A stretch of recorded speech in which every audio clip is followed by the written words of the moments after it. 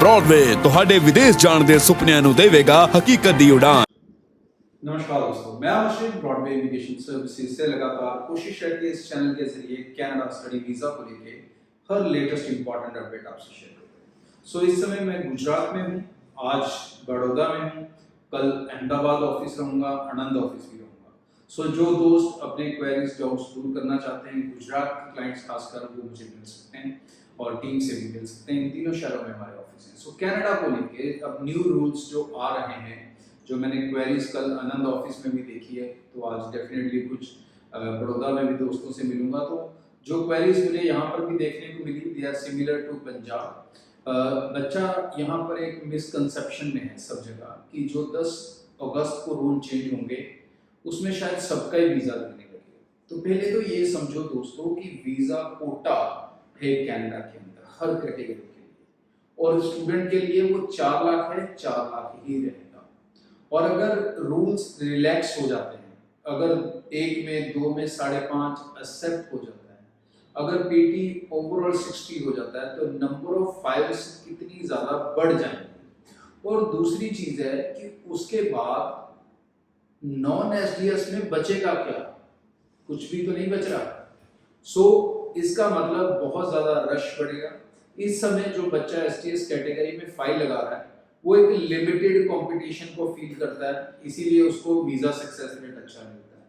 लेकिन जब वही बच्चा एसडीएस नॉन एसडीएस जैसा सिनेरियो मिक्स हो जाएगा, तो वो एक बड़े कंपटीशन के साथ अपनी फाइल लगाएगा, तो उसके अंदर बहुत सारी चीज़ों के लिए उसकी फाइल को अब और ज़्यादा स्ट्रॉन्ग होना इम्पॉर्टेंट हो जाएगा।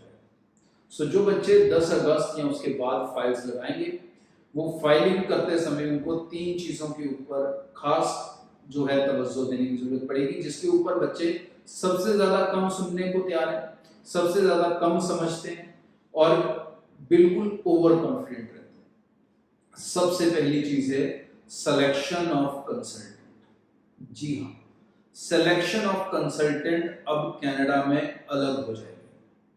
अब भीड़ वाली फाइल में जाके आप अपनी फाइल का वीजा नहीं ले सकते। पहले क्या होता था, कनाडा के लिए कुछ कंसल्टेंट्स जाने जाते हैं, बच्चा वहीं जाता था, अपनी फाइल लगाता था।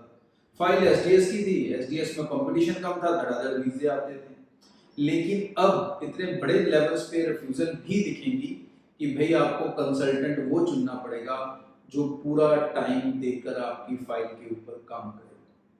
सेकेंड इंपॉर्टेंट चीज, आपका स्टेटमेंट ऑफ पर्पस बहुत बहुत और बहुत इंपॉर्टेंट रोल प्ले करेगा एसडीएस वालों के लिए भी, और जो प्रेजेंट नॉन एसडीएस हैं और बाद में एसडीएस हो जाएंगे उनके लिए भी। मतलब 1 में 5.5, 2 में 5.5 वालों को तो अपने एसओपी पे और ज्यादा काम करना पड़ेगा अपने जस्टिफिकेशन को लेकर। और थर्ड एंड इम्पॉर्टेंट चीज, आपके फाइनेंशियल्स मैटर करेंगे, प्रोफाइल मैटर करेगा, क्योंकि अब इतनी बड़ी एक ही कैटेगरी के अंदर जब इतनी सारी फाइल्स लगेंगी, तो कहीं ना कहीं जो वीजा आएगा वो कैटेगरी बेस्ड कम आएगा, प्रोफाइल बेस्ड ज्यादा हो जाएगा। सो आपके एकेडमिक जो स्कोर्स है वो, आपका फाइनेंशियल स्टेटस, आपका फैमिली स्टेटस, आपकी लैंग्वेज एबिलिटी, ये जो रिफ्यूजल्स आपको दिखती थी, अब ये रिफ्यूजल्स आपको एसडीएस कैटेगरी में भी दिख सकती हैं आने वाले दिनों में। क्योंकि एसडीएस नॉन एसडीएस मिक्स होगा, तो ऐसा नहीं है कि नॉन एसडीएस वाली रिफ्यूजल इधर नहीं लग सकती, भाई वो भी लग सकती है। तो अब आगे जिन बच्चों ने अपनी फाइल्स प्रिपरेशन करनी है, वो थोड़े चौकन्ने हो जाएं। और दूसरी इंपॉर्टेंट चीज, जो पीटी वाले स्टूडेंट्स हैं और जिनका ओवरऑल 60 नहीं बढ़ रहा, वो 10 अगस्त की वेट ना करें, क्योंकि 10 अगस्त के बाद उनको रिफ्यूजल के अलावा कुछ नहीं मिलने वाला। क्योंकि 10 अगस्त के बाद अगर पीटी 60 ईच हुआ तो भी वो 60 को देखेंगे, और अगर 60 ओवरऑल रह गया तो फिर भी ओवरऑल से कम पे आपको वीजा नहीं मिलेगा।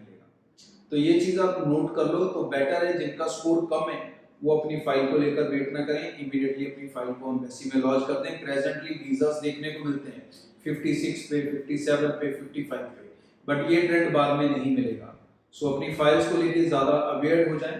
कोई भी कंफ्यूजन एंड डाउट्स हैं ब्रॉडवे टीम से, तो डेफिनेटली आप कभी भी कांटेक्ट कर सकते हैं। ऑफिस आप सब जानते हैं हमारे पूरे नॉर्थ इंडिया में है। सो निश्चिंत और बेफिक्र होकर अप्लाई करो। और जो गुजरात वाले दोस्त हैं वो आज मुझे बड़ौदा और कल अहमदाबाद ऑफिस में सकते हैं। सो यूके में अब ये लास्ट अपॉर्चुनिटी है जब स्पाउस एप्लीकेशन से जा सकती हैं, जिसमें सितंबर मेजरली रहेगा और अक्टूबर में एक आधी यूनिवर्सिटी हैं जिसकी क्लासेस हैं। जो बच्चे ये इनटेक मिस कर जाएंगे फिर उनके बाद स्पाउस एज ए स्टूडेंट आप नहीं जा पाएंगे। उसके बाद जो ऑप्शन बचेगा वो सिर्फ और सिर्फ एक ही ऑप्शन बचेगा, अगर आप टायर 2 वीज़ा हासिल कर पाते हो। जी हाँ, if you can able to take tier 2, जो कि केयर वर्क के अंदर मिल जाता है, शेफ के अंदर मिल जाता है, इंजीनियरिंग सेक्टर्स के अंदर मिल जाता है। अगर आप यूके में वर्क परमिट पे अपने आप को पॉसिबल कर सकोगे तभी आप जो है अपने स्पाउस के साथ जा सकेंगे, लेकिन इस इनटेक के बाद आप अपने स्पाउस के साथ बिल्कुल नहीं जा सकेंगे। सो प्लान 2 सिर्फ आपके पास बचेगा वर्क परमिट, जो कि एक लंबा प्रोसेस होगा और डेफिनेटली स्टूडेंट वाले प्रोसेस से वो ज़्यादा महंगा भी है, कॉस्टली भी है, बजट भी ज़्यादा चाहिए। तो जो बच्चे इस समय बजट के कारण रुके हुए हैं, आई एडवाइज देम कि भाई यूके स्टडी वीज़ा अपना टाइम से अप्लाई कर लो। स्पाउस एप्लीकेशंस इस समय निकल सकती हैं, विद और विदाउट आइलेट्स दोनों तरीके से आप जा सकते हो। और ब्रॉडवे के साथ अप्लाई करते हो तो हम आपकी हमेशा मदद करते हैं, आपको सारे पैसे देने हैं वीज़ा लगने के बाद। आगे भी इस चैनल को सब्सक्राइब करके रखें for latest important update. Thank you. Broadway ਤੁਹਾਡੇ ਵਿਦੇਸ਼ ਜਾਣ ਦੇ ਸੁਪਨਿਆਂ ਨੂੰ ਦੇਵੇਗਾ ਹਕੀਕਤ ਦੀ ਉਡਾਨ।